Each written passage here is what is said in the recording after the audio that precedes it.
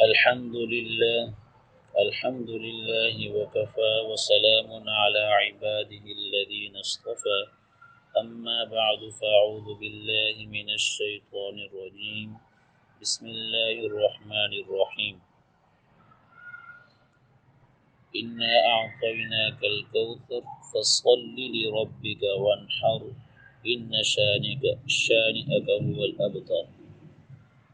سبحان ربك رب العزة عما يصفون وسلام على المرسلين والحمد لله رب العالمين. اللهم صل على سيدنا محمد وعلى آل سيدنا محمد وبارك وسلم. قربانی کا بڑا ثواب ہے. رسول اللہ صلی اللہ علیہ وسلم نے فرمایا، قربانی کے دنوں میں قربانی سے زیادہ کوئی چیز اللہ تعالیٰ کو پسند نہیں. بات سمجھ میں آئی کہ قربانی کا بڑا ثواب ہے. رسول اللہ صلی اللہ علیہ وسلم نے کیا ارشاد فرمایا کہ قربانی کے دنوں میں قربانی سے زیادہ کوئی چیز اللہ تعالیٰ کو پسند نہیں، اور ان دنوں میں یہ نیک کام سب نیکیوں سے بڑھ کر ہے. کوئی اور نیک کام کرے کہ میں نے بہت بڑا کام کیا ہے، نہیں. اب قربانی کے ایام میں یہ نیک کام اس سے بڑھ کر کوئی نیک کام نہیں ہو سکتا.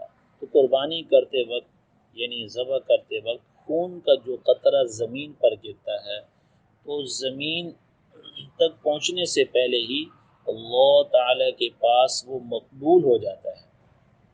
خوب خوشی سے اور خوب دل کھول کر قربانی کیا کرو.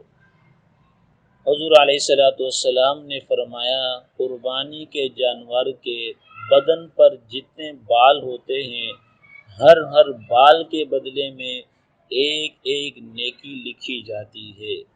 اتنی فضیلت ہے قربانی کے متعلق. اس سے بڑھ کر اگر یہ اتنی فضیلت ہو تو کافی ہے، اور بھی بہت ساری فضیلتیں ہیں. لیکن کیا فرمایا حضور علیہ السلام نے کہ قربانی کے جانور کے بدن پر جتنے بال ہوتے ہیں ہر بال کے بدلے میں ایک ایک نیکی لکھی جاتی ہے. سبحان اللہ. بھلا سوچو تو اس سے بڑھ کر اور کیا ثواب ہوگا کہ ایک قربانی کرنے سے ہزاروں لاکھوں نیکیاں مل جاتی ہیں. اور بھیڑ کے بدن پر کتنے بال ہوتے ہیں، اگر کوئی صبح سے شام تک گنے تب بھی گن نہ پائے گا. بس سوچو تو کتنی نیکیاں ہوئی.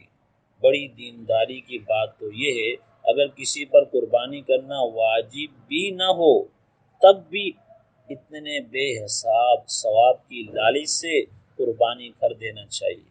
بہت سارے لوگ جن پر فرض ہوتی ہے قربانی واجب ہوتی ہے وہ بھی قربانی نہیں کر پاتے، حالانکہ اس ثواب حاصل کرنے کی خاطر اس ثواب کی لالچ میں جن پر قربانی واجب نہیں ہے گنجائش ہے تو ان کو بھی ثواب کی خاطر ثواب حاصل کرنے کی لالچ میں انہیں قربانی کر دینا چاہیے. جب یہ دن چلے جائیں گے یہ دولت کہاں نصیب ہوگی اور اتنی آسانی سے اتنی نیکیاں کیسے کما سکے گا. اگر اللہ نے مالدار اور امیر بنایا ہو تو مناسب ہے جہاں اپنی طرف سے قربانی کرے. جو رشتہ دار مر گئے ہیں جیسے ماں باپ وغیرہ ان کی طرف سے بھی قربانی کر دے اور ان کی روح کو اتنا بڑا ثواب پہنچائے. حضور علیہ السلام کی طرف سے اور آپ صلی اللہ علیہ وسلم کی بیویوں کی طرف سے ازواج مطہرات کی طرف سے اور اپنے پیر وغیرہ کی طرف سے کر دے، اور نہیں تو کم از کم اتنا ضرور کرے کہ اپنی طرف سے قربانی کرے، کیونکہ مالدار پر تو واجب ہے اور جس کے پاس مال و دولت سب کچھ موجود ہے قربانی کرنا اس پر واجب ہے.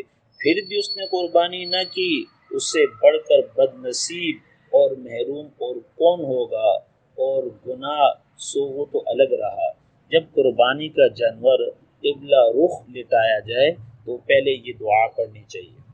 جب آپ قربانی کریں گے اور قربانی کرنے سے پہلے آپ نے جانور قبلہ رخ لٹا دیا تو اس سے پہلے یہ دعا پڑھنی چاہیے، انی وجہت وجہی للذی فطر السماوات والارض حنیفا وما انا من المشرکین ان صلاتی ونسکی ومحیای ومماتی للہ رب العالمین اللہم منک ولک، پھر بسم اللہ اللہ اکبر کہہ کر ذبح کریں، اور ذبح کرنے کے بعد یہ دعا پڑھیں۔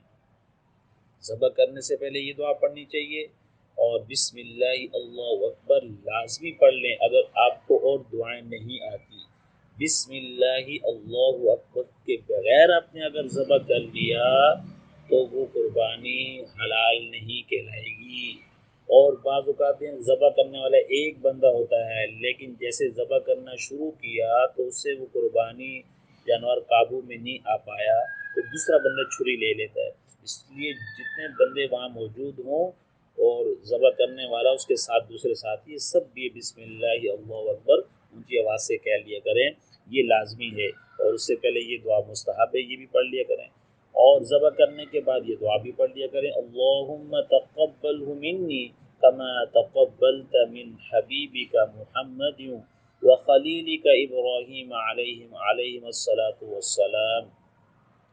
تو آج آپ حضرات کے لیے اتنی باتیں بہت ہیں جو قربانی کی فضیلت اور قربانی ذبح کرنے سے پہلے جو دعا ہے، تو یہ دو چیزیں آپ حضرات کے سامنے بیان فرمائی ہیں۔